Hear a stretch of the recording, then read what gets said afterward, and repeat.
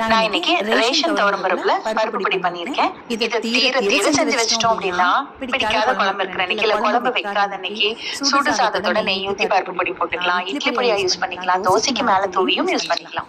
ஒரு கடாயில 2 டம்ளர், சின்ன டம்ளர்ல 2 டம்ளர் அளவுக்கு துவரம் பருப்பு, ரேஷன் துவரம் பருப்பு எடுத்துக்க. நீங்க நார்மல் துவரம் பருப்பு, சாதாரண துவரம் பருப்பு கூட எடுத்துக்கலாம். நான் இன்னைக்கு இந்த ஒரு பருப்பு மட்டும் தாங்க சேர்த்து பண்றேன். சிம்ல வச்சு வறுத்து விட்டே இருங்க. கொஞ்சம் நல்லா ப்ரௌன் ஆகுற வரைக்கும் வறுக்கணும். நான் ரேஷன் அரிசியில முறுக்கு வீடியோ போட்டிருந்தப்பவே நிறைய பேரு மாடுலர் கிச்சன் வச்சிருக்கீங்க, உங்களுக்கு எதுக்கு ரேஷன் அரிசி அப்படின்னு கேட்டிருந்தாங்க. நிறைய நியூஸ்ல எல்லாம் பாக்குறோம், ரேஷன் அரிசி இவ்வளவு கிலோ கடத்தி பிடிச்சிருக்காங்க அப்படின்னு எல்லாம். அவங்க எல்லாம் யூஸ் பண்ணும்போது நான் யூஸ் பண்ண என்னங்க, நல்லா பருப்பு வறுத்ததுக்கு அப்புறம் ஒரு தட்டுல கொட்டிக்கோங்க, ஆறட்டும். அதே கடாயில 2 ஸ்பூன் அளவுக்கு நல்லெண்ணெய் சேர்த்திக்கலாம்.